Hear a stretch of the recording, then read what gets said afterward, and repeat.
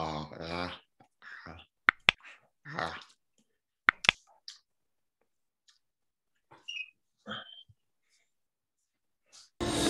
Let's play ball.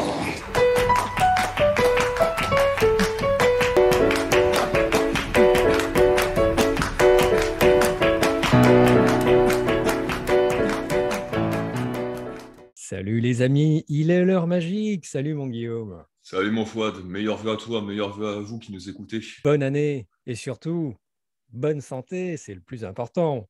On a vu Matrix Resurrections.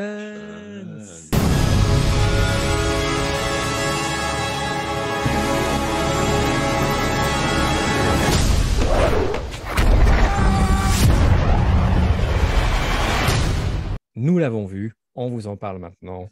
Alors mon Guillaume, en une phrase, Matrix Resurrections, ça a été quoi pour toi? En une phrase, Ouais. maintenant, la cuillère existe bien. Pour moi, Lana Wachowski filme une thèse de doctorat. Donc, vous l'aurez compris, les amis, Guillaume et moi, on n'a pas trop aimé le film.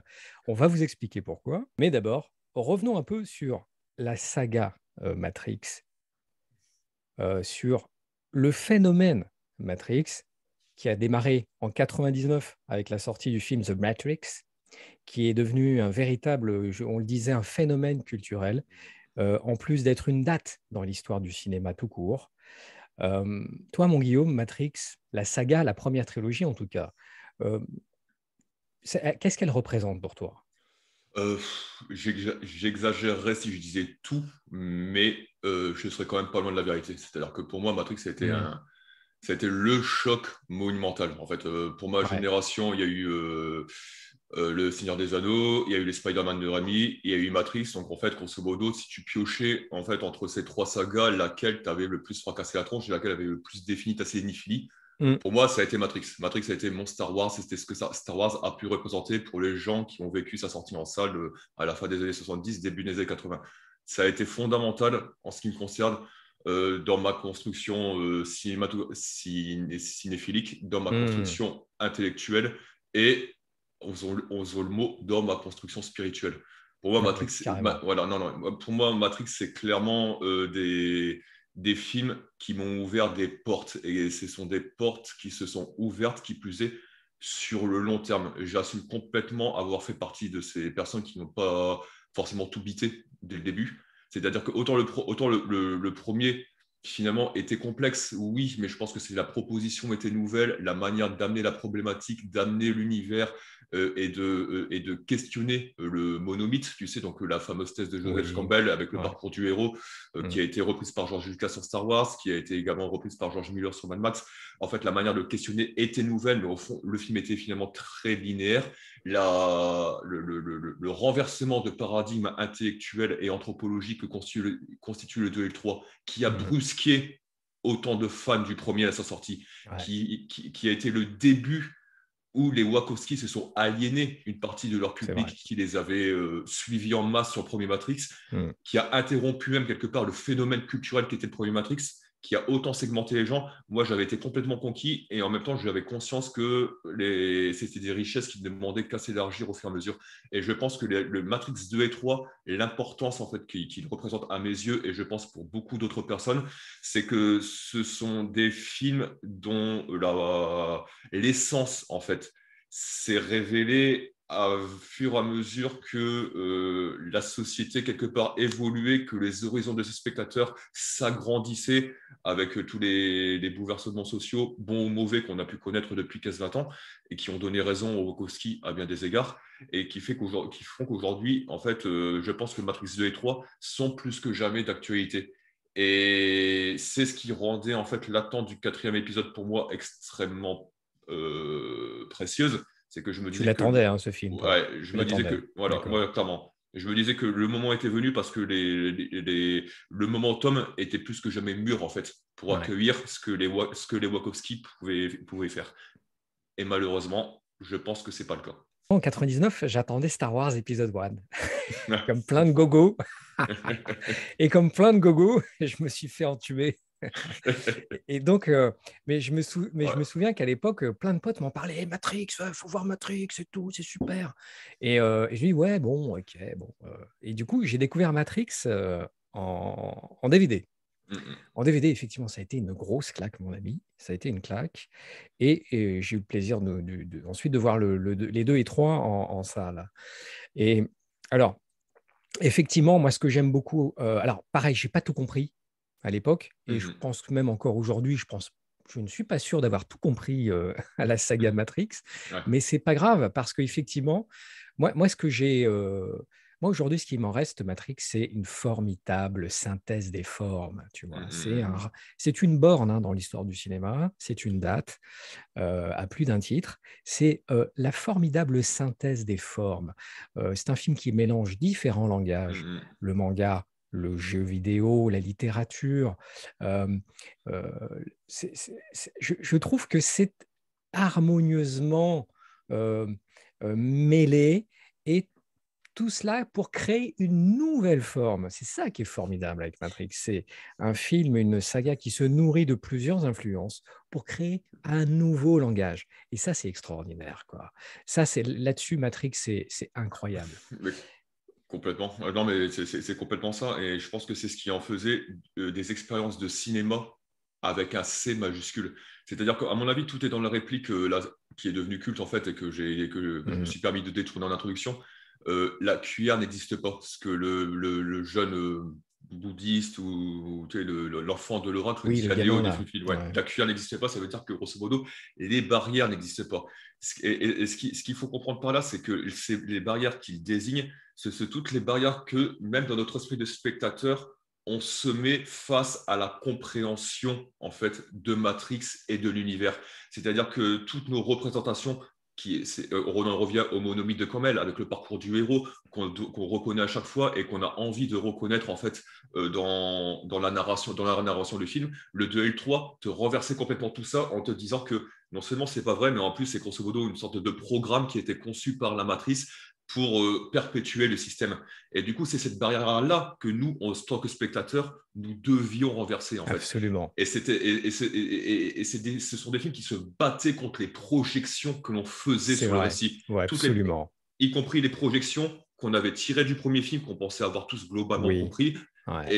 et qui ne se sont révélées caduques, en fait, dans le deuxième et dans le troisième. Et je pense que c'est ce qui a beaucoup agacé. Ouais. Moi, le premier, hein. Et c'est ça, Mmh. tu as totalement raison d'aborder ce point-là. C'est que la Matrix, à partir du 2 en tout cas, c'est le côté euh, tu n'es pas en train de voir ce que tu crois être en train de voir. Tu vois, c'est ça qui est fort. Tu vois, c'est un peu mindfuck, hein, tu Ah, mais vois. Et c'est c'est complètement un truc. une saga qui rompt son contrat, le contrat implicite entre le C'est vrai. divertisseur et le spectateur. C'est vrai. Il respecte pas le deal. Tu vois, il nous met Non. une claque dans la gueule. Non, non. Ah, tu crois être venu voir ça? Eh bien non, c'est Je, ça. Eh bien non, je- c'est ça, c'est ça, c'est ça. Et c'est ça qui est génial avec cette saga, c'est qu'elle te challenge, elle te challenge ton rapport aux images, ton rapport au récit. Et c'est ça que j'aime. Au début, je t'avoue que ça m'avait, je dis, rendez l'argent, bande d'enfoirés.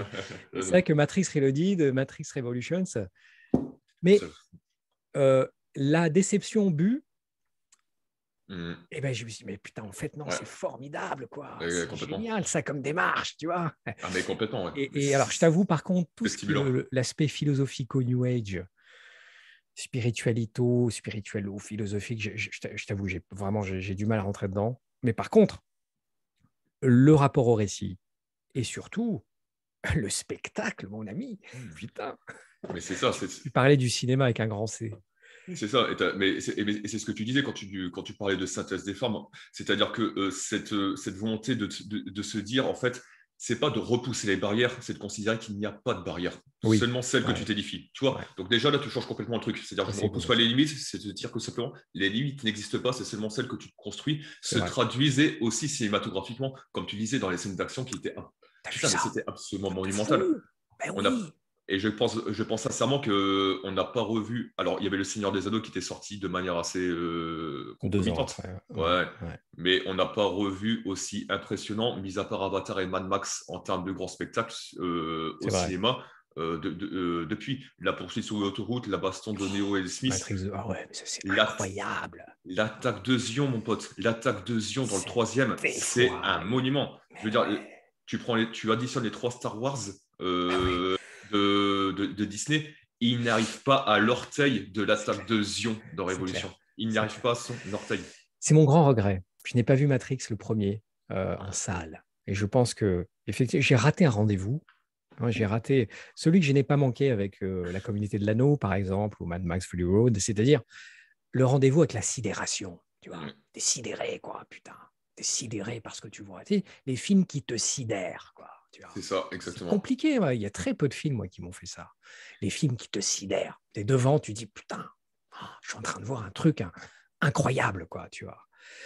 Et, Ouais, tu disais? ouais, tu sais, et je pense que c'est marrant parce que tu sais, on en a parlé de Batman le défi dans cette émission il n'y a Oui, pas si longtemps que ça. oui, Et on se l'émission est dit, toujours dans la boutique, les et amis. l'émission Hein. était sur la boutique, consultez là parce que Ah ouais. c'est une œuvre de génie comme toutes celles que l'on a faites depuis la création, mais ce n'est pas à nous de le dire. Ça fait du Mais bien de se faire relire le bibelot. ouais, Hein. mieux J'aime mieux servi que servir par par soi-même. soi-même. Mais tu sais, on disait que grosso modo, un Batman de défi ne pouvait arriver que chez Warner parce que grosso modo, Oui, après le succès de Batman, qui était malgré tout une œuvre de compromis, la Warner ne savait pas comment réitérer le succès. Du coup, ils se sont dit, on va laisser Tim Burton faire ce qu'il veut parce que de toute ouais. façon, c'est un peu lui qui est maître des choses. C'est un peu ce qui s'est passé sur Matrix, c'est-à-dire que le premier a été un succès, un phénomène culturel tellement démesuré Mm. que grosso modo, les pontes de la Warner se sont dit quelque chose, ont dû se dire quelque chose du genre on ne sait pas comment faire, donc on va laisser comment faire pour le réitérer. Donc, tant qu'à faire, autant laisser les Wacko et Joe Silver faire ce qu'ils savent bien faire, donc les lancer les clés de la boutique. Quoi. Et c'est pour ça qu'ils ont pu faire quelque chose d'aussi radical, je pense, dans la Absolument. proposition. Alors, c'est intéressant que nous abordions Matrix après avoir abordé Richard Donner. Ouais. Parce que au niveau temporel, ils se succèdent, en fait. Ouais. Parce que Richard Donner, voilà, sa carrière a commencé à décliner à partir de L'Arme Fatale 4. Hein. C'est-à-dire, après L'Arme Fatale 4, ça a été beaucoup plus dur pour lui de faire des films. Et Joel Silver, avec qui il avait travaillé Ouais, sur cette c'est saga, vrai. était un peu la génération montante. C'est- Il faut le dire, hein, on peut le dire maintenant, ils se détestaient. Hein, ils ne pouvaient pas se blairer tous les deux. Et Joel Silver est allé jusqu'à récupérer le bureau de Richard Donner Ah ouais, dans les locaux de la Warner, tu vois, pour vraiment l'humilier. d'accord, ok. Et Ouais. avec Joel Silver, donc 98-99, Joel Silver, Matrix, tu vois. Donc, il y a vraiment un changement de génération, un changement de forme. Hein. Mhm. Et c'est vrai que c'est intéressant d'aborder les deux. Et alors, tu parlais des scènes d'action. Alors, moi, je t'avoue, Matrix, j'ai pas adoré, j'ai pas adhéré à tout l'aspect psychologique et Mhm. philosophique, tout ce que tu veux. Mais par contre, les scènes d'action, putain, ça délivre la marchandise, quoi. Et Et complètement. ça délivre la marchandise, c'est incroyable. Et moi, c'est ça aussi Matrix pour moi. Ce sont des scènes d'action monumentales. L'architecte, il m'a Ouais. saoulé, tu vois. La scène, il m'a Ouais, ça, j'ai saoulé. kiffé. Puis il m'a pris la tête. J'ai rien compris à ce qu'il m'a dit. Mais je me suis dit après, bon, qu'est-ce qui reste? Il reste des putains de scènes d'action, mon ami. Un Et truc de non, malade. et non seulement ces scènes d'action sont absolument énorme, plus Ouais. qu'énorme en fait, c'est complètement démesuré. Mais surtout quand tu compares pour enfoncer une porte ouverte et puis et taper sur un cadavre qui est déjà inanimé, quand tu prends par exemple ce que peut proposer un Marvel en comparaison, Mm. tu vois l'écart de niveau en fait et d'ambition, c'est juste démesuré. Mais ce qui est intéressant avec les scènes d'action, en plus, c'est que c'est sur des scènes d'action qui dialoguent avec le spectateur sur Oui, la base des enjeux qui sont posés. absolument. Le, Ouais. le combat entre Neo et les centaines, voire les milliers de Smiths dans le Oui, numéro 2 ouais. sont une excroissance du dialogue que Neo venait d'avoir avec l'Oracle. Et ce qui signifie que, grosso modo, le texte de Matrix et dialogue qui ont été une barrière, en fait, pour tellement de Mm. personnes, on en revient aux Mm. barrières, en fait, trouver finalement, peut-être pas un dénouement, mais une prolongation dans le mouvement, en fait, dans la baston entre Neo et Smith, en fait. Et quand tu relis, et le texte et l'image étaient toujours liés, entremêlés, Absolument. et permettaient de se rejoindre, quoi. Et dialoguer tous les deux. C'était un dialogue constant. Et ça, c'est ce truc-là qui a battu les barrières. Et tu prends même la, la, la, le combat entre Smith et Neo à la fin du numéro 3, cette espèce de Dragon Ball Z Ah monumental. ouais, On c'est a l'impression, incroyable. je pense que si, Incroyable. Je pense que si Mel Gibson filmait un épisode de Dragon Ball Z, c'est à ça que ça ressemblerait, quoi. Ah ouais, non, mais cette scène, et encore aujourd'hui, je trouve que la saga Ouais. n'a pas bougé, très peu, Non. en termes de qualité visuelle et surtout Et- de pérennité des effets spéciaux. Et puis, il y a une scène dans le 3 que j'adore, qui fait écho à une scène dans le Hmm. premier. Ils sont en bas d'un immeuble, ils se fight, il y a un Ouais. gunfight dans un hall Ouais. d'immeuble. Ouais. Il y a un qui fait directement écho à une scène du Ouais. premier, mais là, dans le 3, qu'est-ce qui se passe? Les assaillants marchent au plafond. Ouais. C'est Et ça, génial ça. Ils marchent au plafond, quoi, tu vois. Et là, ils renouvellent totalement euh, euh, ouais. une figure déjà abordée, tout en racontant autre chose.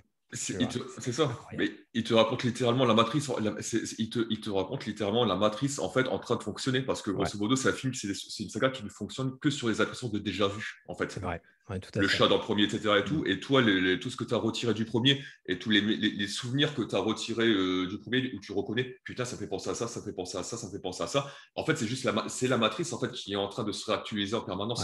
Et que Mm. tu vois que toute la mode des remakes, reboot aujourd'hui, où on passe ton temps à fonctionner en circuit fermé sur tes souvenirs de spectateurs pour essayer de te faire adhérer au film, tu as l'impression que les Wachowski l'avaient déjà anticipé par la forme, en fait, il y a 15 ans. Et c'est pour ça qu'un un Matrix Résurrection, moi, me semblait tomber sous le sens finalement. Et bien justement, parlons-en. Matrix Resurrections, un film que personnellement, je n'attendais pas, vraiment pas. Comme toi, ma déception est énorme. En même temps, je ne l'attendais pas, donc bon, c'est une déception mesurée, on va dire. Ouais, Je l'ai regardé par curiosité. Alors, il faut quand même préciser une chose, c'est que à la décharge de Lana, c'est un film qui aurait eu lieu quoi qu'il arrive. oui, Matrix 4 aurait été fait avec ou sans les Wachowski. Donc, c'est ça qu'il faut savoir. C'est ça qu'il faut savoir. Donc, une déception, pourquoi? Parce que c'est un film incroyablement réflexif et autoréflexif qui est conscient de lui-même et qui parle de la difficulté de faire un quatrième volet après une saga monumentale. Donc ça, à la limite, c'est intéressant. Tu vois, c'est intéressant. C'est-à-dire que Matrix Resurrections parle de lui-même et parle de la difficulté d'exister. ouais, Mais il n'y a que la théorie, mon ami. Tu c'est ça. vois. C'est Là, on le exactement ça. disait, la saga articulait la théorie avec la forme, Ouais. c'est-à-dire la théorie et la pratique, articuler son discours avec des scènes d'action monumentales. Là, on n'a que le discours. Et c'est pour ça que je disais tout à l'heure, j'ai l'impression de regarder une thèse de doctorat. Bah, mais non, mais c'est exactement ça. Et c'est pour ça qu'à la limite, autant les précédents, c'était des vraies expériences de cinéma parce que en fait, Oui.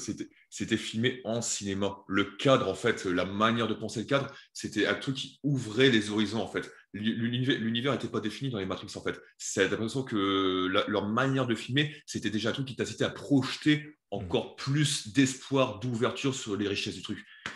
Là, c'est rikiki à mort, quoi. C'est étriqué.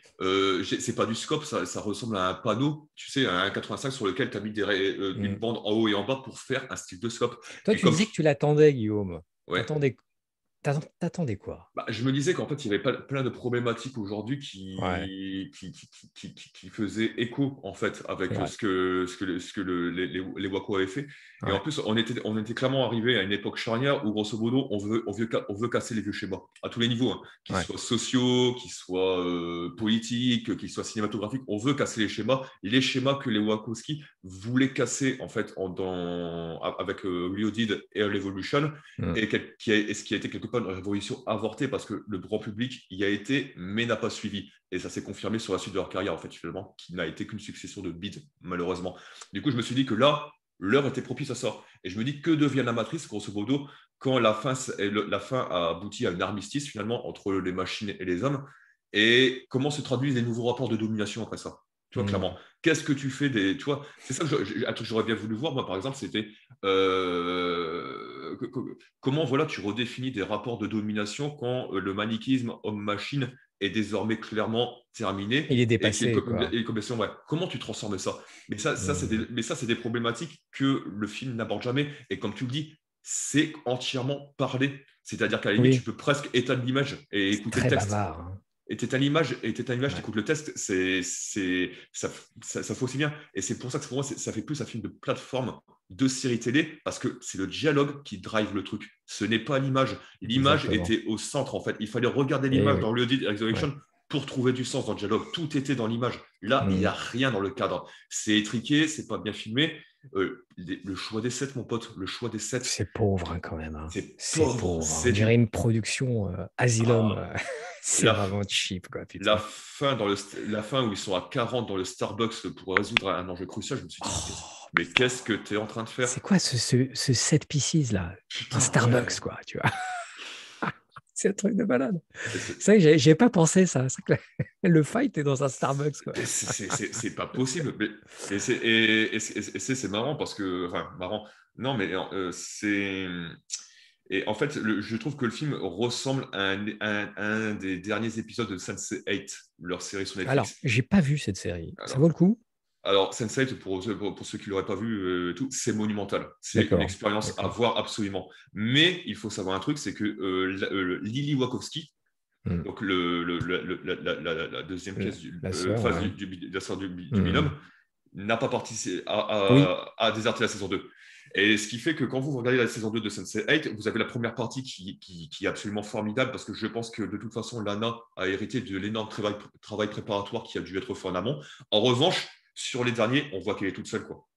Et c'est beaucoup moins bon. On sent que le truc euh, s'est évalue. Et là, on sent qu'elle est toute seule. Et je me demande si on voit pas en fait la manière qu'avaient les Wachowski de fonctionner. de Et là, fonctionner, hein, mais ouais, c'est toujours les films bicéphales ou bicéphaux, hein, je ne sais pas ouais, comment on dit, mais les films à deux, il y a toujours une répartition des tâches. Il y a toujours. complètement. Joel Mais Ethan Cohen, il y en a un qui est plus à la caméra et l'autre au scénario et aux les, acteurs. les Hughes, C'est c'est toujours pareil. comme ça. C'est toujours comme ça. Et là, effectivement, tu as raison de le rappeler, on n'a qu'une moitié de Wachowski, tu vois. Et, Et ça et ça se sent. voit. Ça Et, se je, voit. Et ça s'entend surtout. et Parce ça que s'entend. qu'est-ce que ça parle? Qu'est-ce que ça parle? Alors, moi, encore une fois, j'aime ce côté euh, comment succéder à un phénomène culturel, quoi. Hein. Hmm. D'ailleurs, le film le dit, hein, c'est-à-dire, voilà, Matrix est un phénomène qui a été beaucoup récupéré, la pilule bleue, la pilule rouge, etc. Moi, j'aime beaucoup la charge anti-réseaux sociaux, parce que notre ami, l'acteur de Mindhunters, là, le sosie d'Emmanuel Macron, là, Ouais, Jonathan Jonathan Groff. Groff, Groff, ouais. ce qui est intéressant, c'est que dans une scène, il a les couleurs, il est habillé en bleu. Hmm, Il a une veste bleue sur un t-shirt bleu. Bon, hmm. ça, tu vois ça, bah, tu penses à Facebook et à Twitter, tu vois. C'est ça, ouais. Et j'ai l'impression il incarne ça. Et d'ailleurs, le personnage du Merovingian, le magnifique Lambert Wilson, qui, là, malheureusement, on ne le voit pas assez. J'aurais aimé plus de Lambert Wilson. Il nomme, il dit Zucker bullshit, un truc comme ça, tu vois. Donc, il y a clairement une charge contre les réseaux sociaux. Mais, Moi, j'aime cet aspect-là. C'est très intéressant. C'est très ouais, même. Moi, parfois, ça m'a touché, quoi. Parce bah, que moi, je me mets à sa place, quoi. Moi, j'ai eu parfois l'impression de voir un film. Tu sais, tu as déjà vu les vidéos d'otages. Tu sais, un journaliste est pris en otage. Il est filmé avec une image ouais, DV dégueulasse. Il récite un ouais, texte et ses assaillants sont en train de le filmer. oui, On a déjà ouais, vu non, mais ça. Et moi, j'ai c'est. l'impression de voir ça. C'est-à-dire que Lana est prise en otage, mais sauf que c'est son texte à elle qu'elle récite.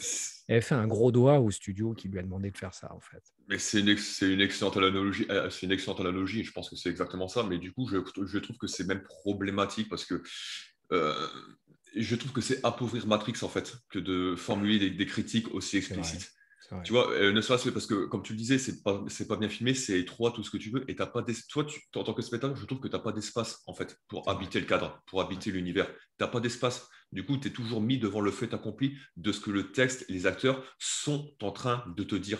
Et tout ce que tu en retiens, finalement, alors que c'est un film qui est censé célébrer l'amour entre Neo et Trinity, et Lana Wachowski, et c'est très fort euh, en promo de te convaincre que c'est ça qui a motivé son retour dans la saga. Mais en fait, tout ce que tu en retires, c'est un film qui est en colère, quoi. Qui est en colère contre le C'est monde, qui est ça. en colère contre lui-même, qui est en colère même contre le spectateur. La scène de fin, qu'on ne va pas spoiler ici, mais tu sais, avec tous les bots Les qui boss tombent, qui tombent. Ouais. ben, t'as Là, j'ai eu une l'impression. demi-molle, là, tu vois. Ouais, Mais c'est pauvrement exécuté. On voit, c'est c'est tourné de nuit, on voit rien. Voilà, et puis à la limite, tu vois, j'aurais trouvé ça, tu vois, si c'était un Verhoeven, un Oliver Stone de la grande époque ou n'importe quoi qui aurait fait un truc comme ça, je crois que ça aurait été fandard. Là, quand c'est un Ouais. Wachowski qui l'a fait, c'est pas naturel chez eux et chez elle. Tu sais, c'est pas naturel. Et du coup, j'ai l'impression que c'est un défouloir ce film. T'as l'impression qu'effectivement, ce film est là que pour exprimer sa colère d'exister. En fait, c'est un film qui est en colère d'être fait. En fait, tu Ouais, vois, je c'est pense que ça. Lana l'a fait parce que sinon, la Warner aurait fait le film, elle l'aurait confié à quelqu'un d'autre, tu vois. Mhm. Et d'un côté, voilà, c'est pour ça que je ne vais pas trop la charger, Lana, parce que moi, j'aime beaucoup ce que les sœurs ont fait depuis, Ouais, tu vois, c'est Speed Racer, Jupiter Ascending, Claude Cloud Atlas, Atlas. Tu vois, c'est passionnant. Hein. C'est pas du cinéma toujours parfait, surtout les deux derniers, mais c'est passionnant, c'est quoi. Tu passionnant, mais vois, c'est complètement. Ouais. passionnant. Là, bon, voilà, elle fait un film avec un pistolet sur la tempe, hein, j'ai l'impression, et elle crache sur ses ravisseurs. C'est Tu vois. ça. Puis c'est ça. Là, puis comme tu dis, Claude Atlas, quoi que tu puisses penser de Claude Atlas, de Speed Racer, de Jupiter Ascending ou de Sense8, c'était quand même des œuvres qui sont importantes en ce qu'elles pensent que le cinéma peut aider à changer le monde. Clairement, Totalement. l'art change le monde, l'art peut aider à changer le Ça, monde. c'est beau, ça, putain. C'est Voilà, beau. et avec leurs films, avec leurs propositions que je fais, non seulement j'élargis les horizons du médium, mais j'élargis aussi les horizons du spectateur dans son rapport au monde et dans son rapport C'est avec vrai. l'autre. Elle est belle, cette proposition, elle est C'est magnifique. On en a magnifique. besoin. Ouais. Matrix, Resurrection, là, c'est juste, ça ferme les portes, ça Hmm. ferme les portes de partout, quoi. Et c'est ça qui m'a le plus attristé, quoi, en fait. On dirait un fan film. On dirait un fan film. Ouais. Des fois, j'ai eu l'impression de voir un fan film, hein, Mais tu vois. Tu sais, un c'est, fan film que tu trouves sur YouTube, un fan mais film à 150 patates, quoi. Mais c'est complètement ça, mon pote. Moi, c'est exactement l'impression que j'ai eu ici. J'ai l'impression de voir une fanfiction. C'était une fanfiction. Et bon, alors d'un côté, ce qui est bien, c'est que le film est fait. Ouais. Ça y est. Il se plante, il se mange J'espère la gueule, hein. qu'il. Bon, je n'ai pas regardé les résultats, mais je ne suis pas sûr que c'est un. Il se plante Non. le film? Oh, ouais, méchant, Bon, méchant. voilà. J'espère que maintenant les cadres de la Warner, Voilà, ils vont mettre ça sous le tapis, ils vont passer à autre chose. Et d'un côté, ce film a un mérite, c'est que il nous montre à quoi on a échappé s'il y Hmm. avait eu un retour vers le futur 4. Oui, c'est vrai, clairement. Mais je Moi, je pense pense qu'il. que c'est le mérite du film. Alors, à Hmm. tous les gens qui attendent retour vers le futur 4, je vais retourner Non. vers le futur 4. Non. Voilà le résultat, c'est Matrix Resurrections. Voilà à quoi on a échappé. D'ailleurs, Bob et Bob, les deux Bob, De ont pris leur Zemeckis. disposition juridique. Apparemment, Ouais. c'est même après leur mort, les mecs, il ne pourra rien se passer. Tu vois. Hmm. Voilà comment, parce que c'est aussi ça, Matrix 4. C'est qu'est-ce qui se passe quand un studio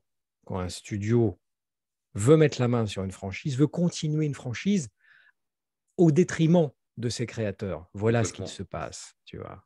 Et, et c'est quoi ce qui est marrant, c'est que l'analogie avec Retour vers le futur est intéressante parce que je pense que ce que Matrix 4 dit en réalité aux gens, c'est aller revoir la trilogie. Parce que Oui, ouais, ouais, ce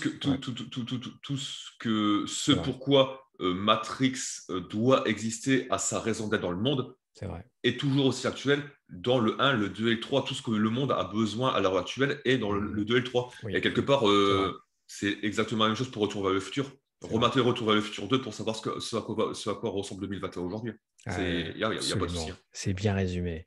C'est bien dit, mon Guillaume. Je pense aussi que l'un des mérites de Matrix Resurrection, comme les derniers épisodes pardon, de Sense8, nous ont permis de voir plus clair sur le processus de fonctionnement dans le binôme Mhm. des Wako. C'est-à-dire que Tout à fait. Ouais, À mon avis, Lana, c'est la leader.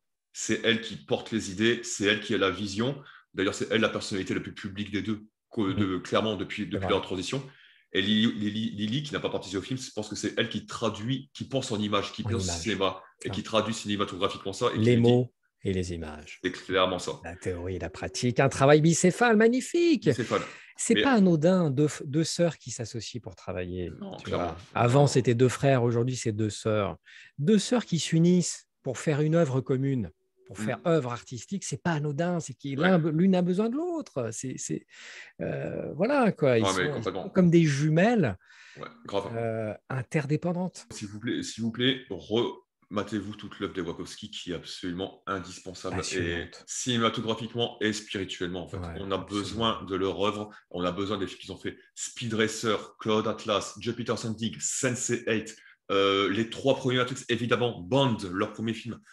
Ce sont des œuvres importantes, j'en ai la conviction, pour le bien, c'est pour le bien commun, vraiment quoi. Et on a besoin de ces films-là. On n'a clairement pas besoin de Matrix Resurrection. Et je pense que le film ne nous dit même pas le contraire, en fait. Revoyez l'œuvre des Wachowski, sortez, aimez, bougez, vivez. Exactement. On se quitte là-dessus. On se quitte là-dessus. À bientôt, les amis. There's no business like show business, like no business I know. Everything about it is appealing, everything that traffic will allow.